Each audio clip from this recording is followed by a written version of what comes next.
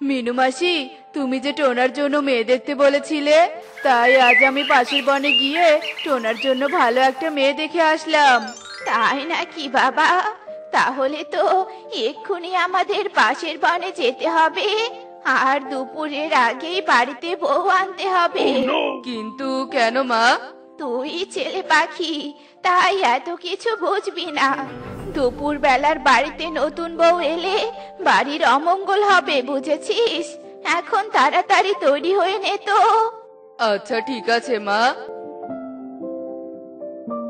এরপর টোনা তাড়াতাড়ি তৈরি হতে থাকে, আর কিছুক্ষণের মধ্যেই সবাই তৈরি হয়ে পাশের বনের উদ্দেশ্যে বেরিয়ে পড়ে। আর তারা উড়তে উড়তে এক পর্যায়ে রাজু টোনার বাড়িতে পৌঁছে যায়। আপনার মেয়ে কোথায়? তাড়াতাড়ি আপনার মেয়েকে ডাকুন। মেয়ে যদি আমাদের পছন্দ হয় তাহলে আজই আমরা বউ করে নিয়ে যাব। হ্যাঁ হ্যাঁ, নিয়ে আসছি। তার আগে আপনারা সবাই বসুন। মা টুনি, টুনি তাড়াতাড়ি এদিকে আয় তো মা। কি হয়েছে বাবা, ডাকছো কেন? তোকে দেখতে এসেছে রে মা, তাই ডাকছি। এই যে দেখুন, আমার মেয়েকে দেখুন। আমার মেয়ে বাড়ির সব কাজ খুব ভালো করে করতে পারে। মা, টুনিকে আমার খুব পছন্দ হয়েছে, তুমি বিয়ের ব্যবস্থা করো মা। কিন্তু বাবা, আগে তো সবাই খাবার খেয়ে নাও, তারপর না হয় বিয়ের ব্যবস্থা করা যাবে। না, খাওয়ার সময় আমাদের হাতে নেই। দুপুর হওয়ার আগেই বাড়িতে পৌঁছতে হবে। মিনুর কথায় রাজু টোনা আর কিছু না বলে বিয়ের ব্যবস্থা করে, আর টোনা টুনিকে বিয়ে করে সবাই মিলে বাড়িতে চলে আসে। শোনো টুনি, তুমি এখন পুকুরে গিয়ে গোসল করে এসো, আর গোসল করে তারপর ঘরে ঢুকবে। তার আগে ঢুকবে না, বুঝেছো? কিন্তু মা, আমি তো বাড়ি থেকে গোসল করে এসেছি। এখন মুখে মুখে কথা না বলে যা বলেছি তাই করো। আমার শাশুড়ি বলে গেছে, নতুন বউ বাড়িতে এসে গোসল করে তারপর ঘরে ঢুকতে হয়, নয়তো সংসারে অমঙ্গল হয়। টুনি, মা যা বলছে এখন থেকে তুমি তাই শুনবে, বুঝেছো? আচ্ছা ঠিক আছে টোনা। এরপর টুনি গোসল করতে পুকুরে চলে যায়, আর এভাবেই বেশ কয়েকদিন কেটে যায়। এদিকে টুনি গর্ভবতী হয়ে যায়। মা, মা একটা খুশির খবর আছে, তুমি তো ঠাম্মা হতে চলেছো। কি বলছিস? সত্যি আমি ঠাম্মা হব? এটা তো অনেক খুশির খবর। তা দাঁড়িয়ে আছিস কেন? তাড়াতাড়ি বাজারে গিয়ে মিষ্টি নিয়ে আয়। বনের সবাইকে যে মিষ্টি মুখ করাতে হবে। হ্যাঁ মা, তাই যাচ্ছি। এরপর টোনা বাজারে চলে যায়, আর বড় একটা হাড়ি দিয়ে এক হাড়ি মিষ্টি নিয়ে বাড়িতে চলে আসে। মা, টুনি এদিকে এসো। আমি তো মিষ্টি নিয়ে এসেছি, আগে তোমরা মিষ্টি মুখ করো, তারপর বনের সবাইকে মিষ্টি মুখ করাবো। তোমরা মানে? ভুলেও টুনিকে মিষ্টি খেতে দিস না। মিষ্টি খেলে পেটের ভেতরে ডিম নষ্ট হয়ে যাবে। তাহলে তুমি বাটিতে কটা মিষ্টি তুলে নাও, আমি তাড়াতাড়ি বনের সবাইকে বাকি মিষ্টিগুলো দিয়ে আসি। সে কি, তুই কেন মিষ্টি দিতে যাবি? টুনিকে মিষ্টির হাড়িটা দে, টুনি সবার বাড়িতে গিয়ে মিষ্টি দিয়ে আসবে। কিন্তু মা, এত ওজনের হাড়ি বয়ে নিয়ে গেলে তো আমার ডিমের ক্ষতি হতে পারে। এইসব অলক্ষণে কথা বলতে নেই টুনি। আমার শাশুড়ি বলে গেছে, গর্ভবতী পাখিরা যত বেশি ওজনের জিনিস বইবে তাদের ডিম তত ভালো থাকবে। মিনুর কথা শুনে টুনি আর কিছু না বলে কষ্ট করে মিষ্টির হাড়িটা পিঠে নিয়ে সুখীর বাড়িতে চলে যায়। সুখী দিদি, সুখী দিদি বাড়িতে আছো? হ্যাঁ টুনি, বাড়িতে আছি। কি ব্যাপার, হঠাৎ তুই হাড়ি নিয়ে আমার বাড়িতে? আমি গর্ভবতী হয়েছি সুখী দিদি, তাই বনের সবাইকে মিষ্টি মুখ করাচ্ছি। এই নাও দুটো মিষ্টি নাও। তা তো বুঝলাম, কিন্তু তুই এই অবস্থায় এত ওজনের হাড়ি নিয়ে কেন এসেছিস? আর কখনো যেন এত ওজন পিঠে নিস না। আমার শাশুড়ি যা বলে আমাকে যে তাই করতে হয় দিদি। এখন আর কি করার, শাশুড়ির কথা না শুনলেও তো সংসার টিকবে না। তবুও সাবধানে চলাফেরা করিস কেমন? আর একটু দাঁড়া, তোর জন্য কিছু ফল নিয়ে আসছি। এরপর সুখে কিছু ফল এনে টুনিকে দিয়ে দেয়, আর টুনি ফল ও মিষ্টির হাড়ি নিয়ে সেখান থেকে চলে যায়। আর এভাবেই টুনি বনের সবার বাড়িতে গিয়ে মিষ্টি বিতরণ করে। এরপর সে বাড়িতে ফিরে আসে। টুনি, এসেছো? তাই এই ফলগুলো কোথায় পেলে? মা, বনের কয়েকটা দিদি আমাকে এই ফলগুলো খেতে দিয়েছে, আর বলেছে এই সময় যেন আমি বেশি বেশি ফলমূল এবং পুষ্টিকর খাবার খাই। ওই ছোট পাখিদের কথা শুনে তুমি ফলমূল খেতে চাইছো? এই বনের সব থেকে আমি বড় পাখি, তাই সবার থেকে আমি ভালো জানি এই সময় কি খেতে হবে আর কি খেতে হবে না। হ্যাঁ টুনি, তোমাকে তো বলেছি মা যা যা বলবে তুমি তাই তাই করবে। মা তুমি বলো টুনির কি কি খাওয়া যাবে না? তোমার পুষ্টিকর খাবার ফলমূল খাওয়া যাবে না। এসব খেলে শরীর অনেক ভারী হবে, আর তখন ডিম নষ্ট হয়ে যাবে। এবার তো সব বুঝেছো? জি মা, বুঝেছি। এখন দাঁড়িয়ে না থেকে ঘরে অনেক কাপড় জমা হয়ে আছে, সেগুলো সব ভালো করে ধুয়ে নিয়ে এসো। ঠিক আছে মা, যাচ্ছি। এরপর টুনি ঘরে চলে যায় আর কাপড় নিয়ে পুকুর পাড়ে চলে যায়। আর এভাবেই বেশ কয়েকদিন কেটে যায়। হঠাৎই একদিন মিনুর বান্ধবী কামিনী মিনুর বাড়িতে বেড়াতে আসে। মিনু, মিনু, কোথায় তুই? বাইরে এসে দেখ কে এসেছে। আরে কামিনী যে, তা কেমন আছিস? এতদিন পর আমার কথা মনে পড়লো। মনে তো পড়ে, কিন্তু আসবো আসবো করে আর আশাই হয়ে ওঠে না। তাই এই গর্ভবতী বউটা কে রে? তোর ছেলের বউ বুঝি? হ্যাঁ রে কামিনী, এটাই আমার ছেলের বউ, আর কয়েকটা দিন পরেই ডিম দিবে। দেখে তো মনে হচ্ছে আজকালের মধ্যেই ডিম দিবে, কিন্তু এই সময় বউটাকে বসে রেখেছিস কেন? এখন যত কাজ করবে তত ভালো ডিম দিতে পারবে। দেখলে, আমার বান্ধবীও একই কথা বলছে, তাই বড় পাখিদের কথা শুনতে হয়। এখন যাও, তাড়াতাড়ি পুকুর থেকে পানি এনে রান্না বসিয়ে দাও। আমার বান্ধবীর জন্য 4-5 পদের রান্না করবে, কেমন? কিন্তু মা, আমার শরীরটা তো খুব খারাপ লাগছে। পুকুর থেকে কলসি করে পানি নিয়ে আসার মতো যে আমার শরীরে শক্তি নেই মা।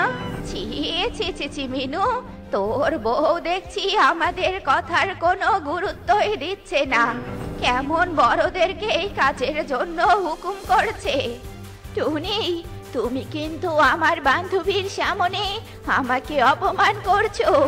এখন যদি আর একটা কথাও বলো, তাহলে তোমাকে এক্ষুনি বাবার বাড়িতে রেখে আসবো। মা, আমার ভুল হয়ে গেছে, আমাকে ক্ষমা করে দিন মা। আমি এক্ষুনি পানি আনতে যাচ্ছি। এসব বলে টুনি কলস নিয়ে পুকুরে পানি আনতে চলে যায়, আর কলসে পানি ভরে বাড়ির দিকে আসতে থাকে। আর কিছু দূর আসতেই টুনি হঠাৎ মাথা ঘুরে মাটিতে পড়ে যায়। এ কি, টুনি এভাবে পড়ে গেল কেন? দেখি তো কাছে গিয়ে।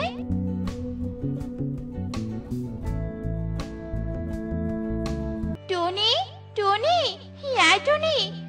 এ কি, টুনি তো জ্ঞান হারিয়ে ফেলেছে। এই অবস্থায় মেয়েটা কেন যে পানি নিতে এসেছিল? যাই হোক, একে পিঠে করে নিয়ে বাড়িতে দিয়ে আসি।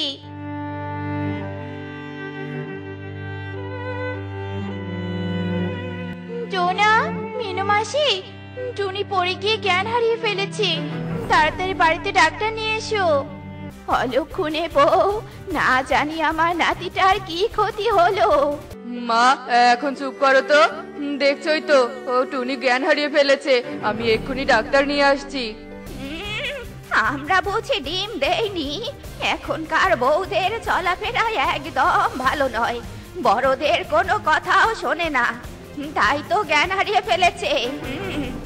মিনু ও কামিনী এভাবেই টুনিকে দোষারোপ করতে থাকে, আর এভাবেই বেশ কিছুক্ষণ কেটে যায়। কিছুক্ষণের মধ্যেই টোনা ডাক্তার নিয়ে বাড়িতে চলে আসে। তোমরা সবাই বাইরে চলে যাও, আমি ভালো করে রোগীকে দেখছি যে কি সমস্যা হয়েছে।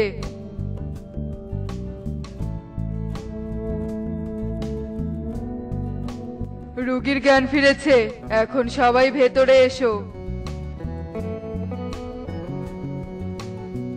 ডাক্তার সাহেব, টুনির কি সমস্যা হয়েছিল? রোগীর শরীরে পুষ্টির অভাব রয়েছে, যার কারণে শরীর দুর্বল হয়ে মাটিতে পড়ে গেছে। ভাগ্য ভালো যে ডিমটা নষ্ট হয়নি, সামান্য একটুর জন্য বেঁচে গেছে। শোনো টোনা, এখন থেকে রোগীকে বেশি বেশি পুষ্টিকর খাবার খাওয়াতে দিবে, আর কোনো ভারী জিনিস বইতে দিবে না। কিন্তু ডাক্তার সাহেব, আমার মা তো বলেছে পুষ্টিকর খাবার খাওয়া যাবে না, ভারী জিনিস নিতে হবে, তাহলে নাকি ডিম ভালো থাকবে। এই যে মাসিমা, তুমি এই যুগের পাখি হয়ে কি না আগের যুগের কুসংস্কার নিয়ে বসে আছো? আগে তো ডাক্তার ছিল না, তাই পাখিরা কুসংস্কার পালন করে আসতো, কিন্তু এখনের বিপরীত যে কতটা ভয়াবহ হতো সেটা তো বুঝবে না। পুষ্টিকর খাবার না খেলে গর্ভবতী ডিম দিতে গিয়ে মারা যাবে, আর ডিমটাও নষ্ট হওয়ার সম্ভাবনা থাকে। ডাক্তার বাবা, আমি মূর্খ পাখি। আমার শাশুড়িরা যা বলে গেছে সেটা মেনে চলতাম। এখন থেকে ওসব কুসংস্কার আর মানবো না। বৌমা, আমাকে তুমি ক্ষমা করে দাও। এখন থেকে তুমি কোনো ভারী কাজ করবে না, আর বেশি বেশি পুষ্টিকর খাবার খাবে। ডাক্তারের কথা শুনে মিনুও ভুল বুঝতে পারে, আর তখন থেকে মিনু টুনিকে খুব যত্ন করতে থাকে। তোমার এই শখের ঘরবাড়ি বিক্রি করে দিয়ে আজ আমাকে চলে যেতে হচ্ছে টোনা। এছাড়া যে তোমার ঋণ শোধ করার কোনো পথ ছিল না। তবে তোমার দেয়া এই লকেট আমি আমাদের সন্তানকে দিব, আর এই হবে আমাদের সন্তানের কাছে তোমার শেষ স্মৃতি। টুনি, এই টুনি, তুই কি সত্যি সত্যি আমাদের বন থেকে চলে যাচ্ছিস নাকি? হ্যাঁ ডিয়ে দিদি, তোমরা সবাই নিজেদের খেয়াল রেখো কেমন? আমাকে এখন যে যেতেই হবে। দাঁড়া টুনি, আমি জানি তুই আমার হাতের পায়েস খেতে খুব পছন্দ করিস। তুই তো আর আমার বাড়িতে পায়েস খেতে আসবি না, তাই তোর জন্য পায়েস রান্না করে নিয়ে এলাম। পায়েসটুকু নে টুনি, পথে খিদে পেলে খেয়ে নিস কেমন? এরপর টুনি তার ডিম ও প্রয়োজনীয় জিনিসপত্র গুছিয়ে নিয়ে বন ছেড়ে চলে যায়। আর কিছুক্ষণ পরে সে একটা স্টেশনে পৌঁছে যায়। মারে, সেই কখন থেকে ট্রেনের ভিতরে অপেক্ষা করছি, কিন্তু ট্রেন ছেড়ে দেওয়ার কোনো নামই নেই। এদিকে অপেক্ষা করতে করতে আমার যে খুব তৃষ্ণা পেয়ে গেছে। তুই আমাকে একটু পানি এনে দিবি রে মা?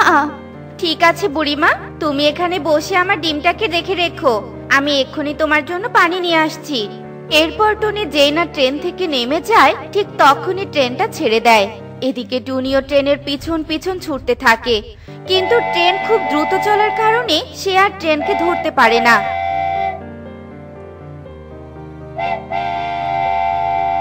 হায় হায় রে, একে সর্বনাশ হয়ে গেল।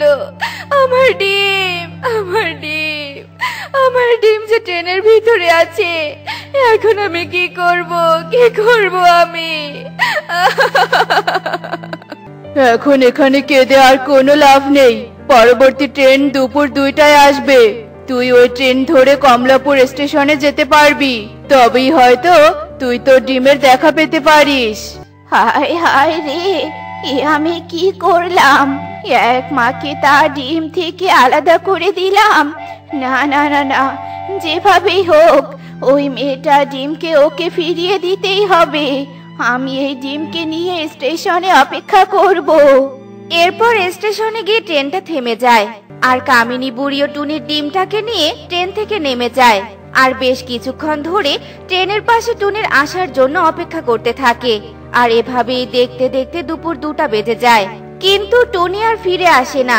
আর এজন্য কামিনী বুড়ি টুনির ডিমটাকে নিয়ে বাড়িতে চলে যায়। এদিকে অল্প কিছুক্ষণ পর পরবর্তী ট্রেনে টুনিও সেখানে চলে আসে, কিন্তু সেও আর কামিনী বুড়ির দেখা পায় না। অবশেষে সেও তার মায়ের বাড়িতে চলে আসে। আর এভাবেই দেখতে দেখতে কয়েক মাস কেটে যায়।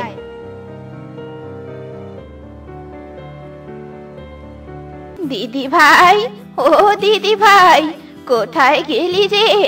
এদিকে আয়, তোর চাঁদ মাখা মুখটা একবার মন ভরে দেখি। এই যে ঠাম্মি, আমি এখানে। ঠাম্মি, ও ঠাম্মি, স্কুল ব্যাগ কাঁধে নিয়ে আমাকে কেমন লাগছে বলো তো? তোকে তো খুব সুন্দর লাগছে রে, কিন্তু আমি তো এখনো তোর স্কুলে ভর্তির টাকা জোগাড় করতে পারিনি, এজন্য আজ তোকে স্কুলে নিয়ে যেতে পারবো না রে দিদি ভাই। কি হয়েছে বুড়িমা, তোমাকে এরকম অস্থির দেখাচ্ছে কেন বলো তো? তোরা তো জানিস রে সুখী, আগে আমার একটা পেট ছিল, তাই যেখানে যা পেতাম তাই খেয়ে পেট ভরাতাম। আর এখন আমার এক দিদি ভাই আছে, ওর খাওয়া দাওয়া আর পড়াশোনার জন্য অনেক টাকার দরকার। এখন আমি এত টাকা কিভাবে জোগাড় করব কিছুই যে বুঝতে পারছি না। আমার কাছে একটা কাজের সন্ধান আছে, কিন্তু তুমি করবে কিনা সেটাই বিষয়। একে তো তোমার বংশে কেউ কখনো এই কাজ করেনি, তার ভিতর আবার তোমার এখন অনেক বয়স হয়ে গেছে, তাই এই কাজটা তোমার কাছে অনেক কঠিন বলে মনে হবে। যত কঠিন কাজই হোক না কেন সে কাজ আমি করব, তবুও তুই আমাকে একটা কাজের ব্যবস্থা করে দে না রে মা। আচ্ছা ঠিক আছে বুড়িমা, তবে তুমি আমার সাথে এসো। শোন রে দিদি ভাই, তুই বাড়িতেই থাকিস, আমি এই যাব আর এই আসবো। এরপর কামিনী বুড়িকে নিয়ে সুখী মোড়ল বাবুর বাড়িতে চলে যায়। কিরে সুখী, এ তুই কাকে সাথে করে নিয়ে এসেছিস? তোকে যে একটা কাজের পাখির কথা বলেছিলাম, কই পেয়েছিস? এখনকার দিনে কাজের পাখি পাওয়া অনেক কঠিন গো গিন্নিমা, আর তাই তো আর কাউকে খুঁজে না পেয়ে এই বুড়িমাকে নিয়ে এলাম। বুড়িমা এখন থেকে আপনার বাড়িতে কাজ করবে। এই বৃদ্ধ বয়সে সে কি বাড়ির রান্না বান্নার কাজ করতে পারবে? হ্যাঁ রে মা, আমি ঠিক পারবো। আচ্ছা ঠিক আছে বুড়িমা, তাহলে কাল থেকে কাজে এসো, আর মাস শেষে তুমি তোমার বেতনটা ঠিক পেয়ে যাবে। এরপর সুখী ও কামিনী বৃদ্ধা মোড়ল বাবুর বাড়ি থেকে চলে যায়, আর এভাবেই দেখতে দেখতে সেই দিন কেটে যায়।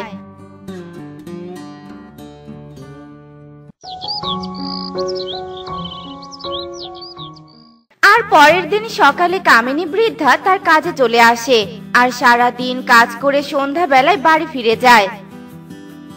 একটু আগে যে বৃদ্ধাটা এসেছিল সে আসলে কেন এসেছিল বলো তো ইগলি?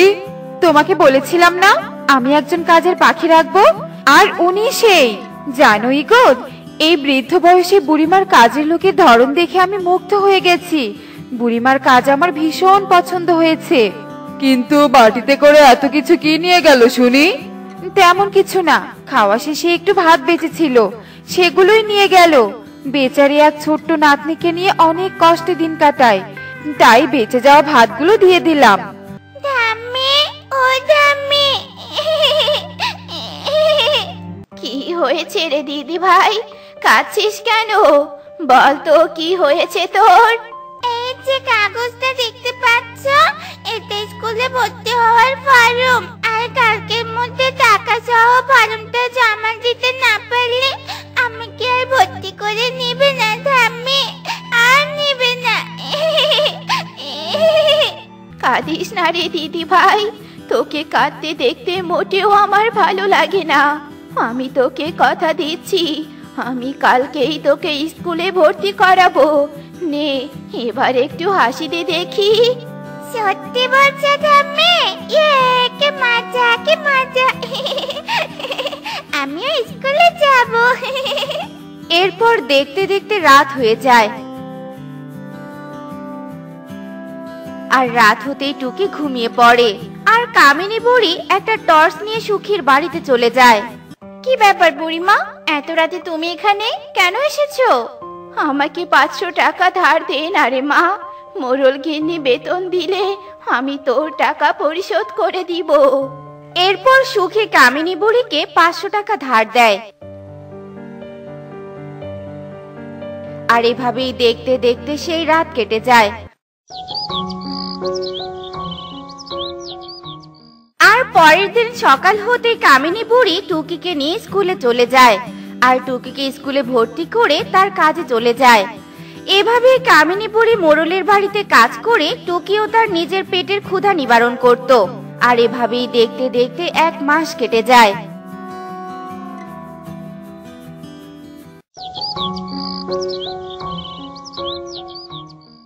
ঠাম্মি, ও ঠাম্মি, আজকে স্কুলে বেতন দিতে হবে, তা না হলে আমাকে অনেক মারবে। ঠিক আছে রে দিদি ভাই, আজকে আমিও বেতনের টাকাটা হাতে পাবো, আর আসার সময় তোর স্কুলে টাকাটা দিয়ে আসবো, কেমন? এখন যা, তুই স্কুলে যা। এরপর টুকি স্কুলে চলে যায়। এদিকে কামিনী বৃদ্ধাও টাকা নিতে মোড়ল বাবুর বাড়িতে চলে যায়। এই মাসে আমার হাত পুরো ফাঁকা, তাই আমি এই মাসে তোকে টাকা দিতে পারবো না। পরের মাসে তোকে সবটা বুঝিয়ে দিব। নিরুপায় হয়ে কামিনী বুড়ি বাড়িতে চলে যায়, আর সেখানে গিয়ে সুখীকে দেখতে পায়। এ কি বুড়িমা, তোমাকে বিশ্বাস করে টাকা দিয়ে আমি ভুল করেছি নাকি? দাও তো দাও, আমার টাকা আমাকে ফেরত দাও। তোকে আমি কোথা থেকে টাকা দেই বল তো রে মা? মোড়ল বাবু যে আমার বেতনটা দিলই না। তুই আমাকে আর কিছুদিন সময় দে, আমি ঠিক তোর টাকাটা পরিশোধ করে দিব। কামিনী বুড়ির কথা শুনে সুখী সেখান থেকে চলে যায়। এদিকে কামিনী বুড়ি আবারও মোড়ল বাবুর বাড়িতে কাজ করতে চলে যায়। আর এভাবেই দেখতে দেখতে পরের মাসও চলে আসে।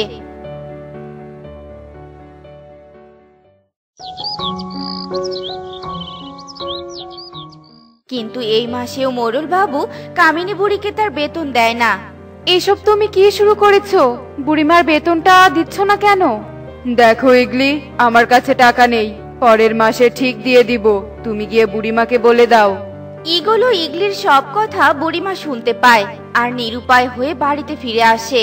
ঠাম্মি, ও ঠাম্মি, তুমি টাকা নিয়ে এসেছো? চলো ঠাম্মি, আমরা স্কুলে বেতনটা দিয়ে আসি। চলো ঠাম্মি। ঠাম্মি, ও ঠাম্মি, কি হলো তোমার? কথা বলো ঠাম্মি, কথা বলো। একে ঠাম্মি, একে ঠাম্মি কেন কথা বলছে না? না, আমি তোমার কিছু হতে দিব না ঠাম্মি। আমি এক্ষুনি টাকা নিয়ে আসছি ঠাম্মি, এক্ষুনি আসছি। এরপর টুকি বনের সকল দোকানে দোকানে ঘুরে টাকা চেয়ে বেড়ায়, কিন্তু কেউই টুকিকে কোনো টাকা দেয় না। ওই তো দোকানে কতগুলো টাকা, ওই টাকাগুলো দিয়ে আমি ঠাম্মিকে সুস্থ করব। এ কথা বলে টুকি সেই কাপড়ের দোকানে চলে যায়। আর যেই না টাকাগুলো নিয়ে পালাতে যায়, ঠিক তখনই কবুতর টুকির হাতটা ধরে ফেলে। চোর বাচ্চা কোথাকার, চুরি করার আর জায়গা পেলি না? তোদের মতো চোরদের জন্য আমরা ঠিকভাবে ব্যবসা করতে পারি না। আজ তোকে আমি পুলিশে দিব। ছেড়ে দাও, ছেড়ে দাও, আমাকে ছেড়ে দাও। এই টাকাগুলো যে আমার লাগবে, আমাকে যেতে দাও। এতটুকু মেয়ে তুই টাকা দিয়ে কি করবি বল তো রে মা? এরপর টুকি টুনিকে সব কথা খুলে বলে। এবার বুঝলে তো কবুতর দাদা, এদের মতো অসহায় বাচ্চাদের চুরি করার পিছনে আমাদের মতো সাধারণ পাখিরাই দায়ী থাকি। আজ যদি মোড়ল বাবু ওদেরকে কাজে টাকাগুলো মিটিয়ে দিত, তাহলে ওদেরকে আজ এই দিনটার সম্মুখীন হতে হতো না। এজন্যই আমাদেরকে পাপীকে নয়, পাপকে ঘৃণা করতে হবে। শোন রে মা, চুরি করা যে মহাপাপ, তাই যতই বিপদে পড়িস না কেন, কখনো কারো জিনিস না বলে চুরি করবি না। চল, আমাকে তোর ঠাম্মির কাছে নিয়ে চল। এরপর টুকি টুনিকে নিয়ে কামিনী বৃদ্ধার কাছে চলে যায়। আর কামিনী বৃদ্ধাকে দেখে টুনি অবাক হয়ে যায়। হে কি বুড়িমা, তুমি এখানে? তোমাকে আমি কত খুঁজেছি। আমার ডিম কোথায় বুড়িমা? তুমি আমার ডিমটাকে কোথায় রেখেছো? বলো বুড়িমা, বলো। আমিও তো তোকে অনেক খুঁজেছি রে মা, আর তোকে খুঁজে না পেয়ে আমি তোর ডিমকে পাশের বনের শালিকের কাছে তা দিয়ে ছানা বের করেছি। আর এই টুকি হলো তোর মেয়ে। টুকি আমার মেয়ে? আয় রে মা, আমার বুকে আয়। ঠাম্মি, ও ঠাম্মি, তোমার জ্ঞান ফিরেছে? তুমি এখন সুস্থ হয়ে গেছো? আরে মাসিটা আমাকে মেয়ে বলে ডাকছে কেন ঠাম্মি? এই মাসিটা কি আমার মা? হ্যাঁ রে দিদি ভাই, এই হলো তোর মা। একদিন এরপর কামিনী বুড়ি টুকিকে সমস্ত ঘটনা খুলে বলে। এরপর টুকি, টুনি ও কামিনী বৃদ্ধা এক বাড়িতেই থাকতে শুরু করে। আর টুনি মোড়ল বাবুর থেকে সব টাকা বুঝিয়ে নিয়ে সংসার চালাতে শুরু করে।